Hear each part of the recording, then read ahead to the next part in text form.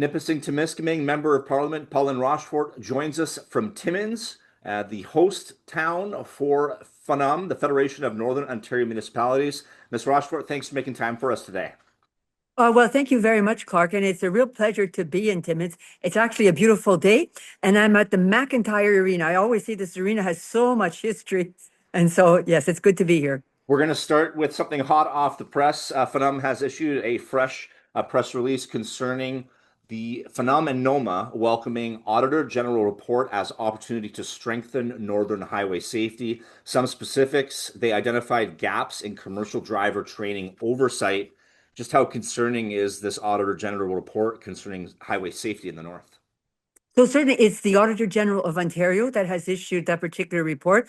And I haven't had a chance to read it yet because it was just released today, but I understand it is now publicly available. And so it is an important report. There's without a doubt any report from an Auditor General that raises and brings light to an issue.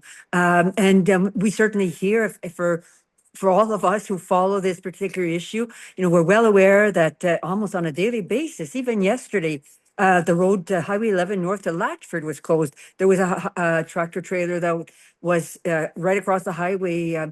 It was a beautiful day. There's no snow. And so these issues are occurring all too often. And so I'm very delighted. I look forward to reading the report, Clarke.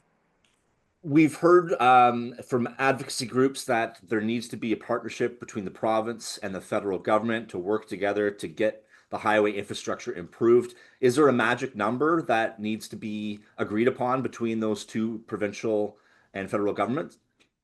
Well, there's certainly it's certainly recognized now by all levels of government.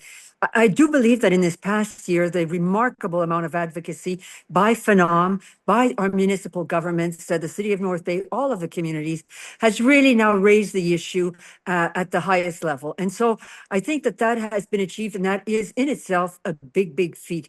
But certainly the work starts, and I think that would be fair to say, at a provincial level, the issue of responsibility with roads, the planning of the roads, the tendering. It's a long process, and so basically that work has to start at that particular level. And it's interesting. I encourage everyone actually to go take a ride in the next little while to New Liskeard.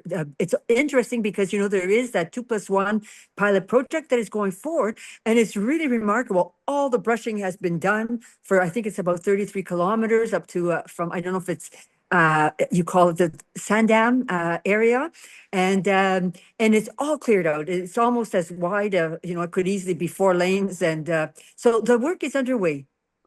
Censuses have arrived in mailboxes of residents in the region, and the deadline is today for people to file their census. I was surprised to read on the back of it saying that it's the law to fill out the census.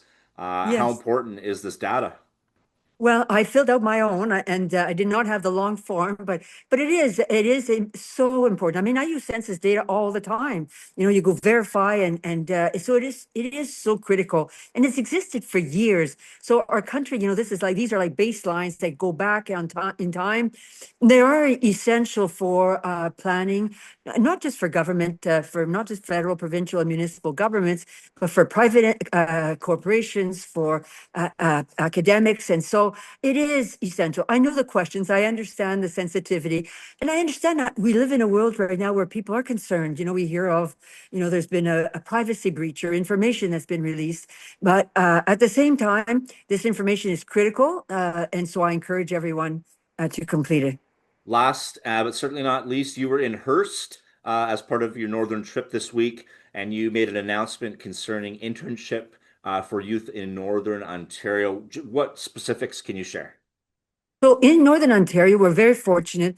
Both FedNor and NOHFC, they offer internship programs. And so these are programs for students that have graduated from either college or university and are looking for employment. And so it matches them with either a small and medium-sized business in Northern Ontario, a municipality, or a nonprofit organization.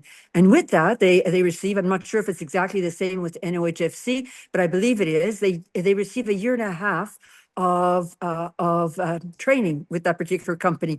So the hope, obviously, is that they will then have a full-time job at some point, and that the company will find a very well-educated young northerner to work and to continue the work. And we do need young people in the north.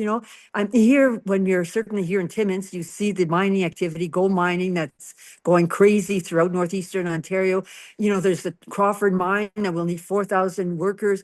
We announced Electra last week that we'll need 60 workers. And then there's a whole transmission, the electricity grid that's going, the transmission line across the north. There's the need for young people. It's a matter of matching. And so I would say that that's certainly before us as a community, for Northern Ontario, that opportunity to match young people with the opportunities that are here. We need skilled workers in the north.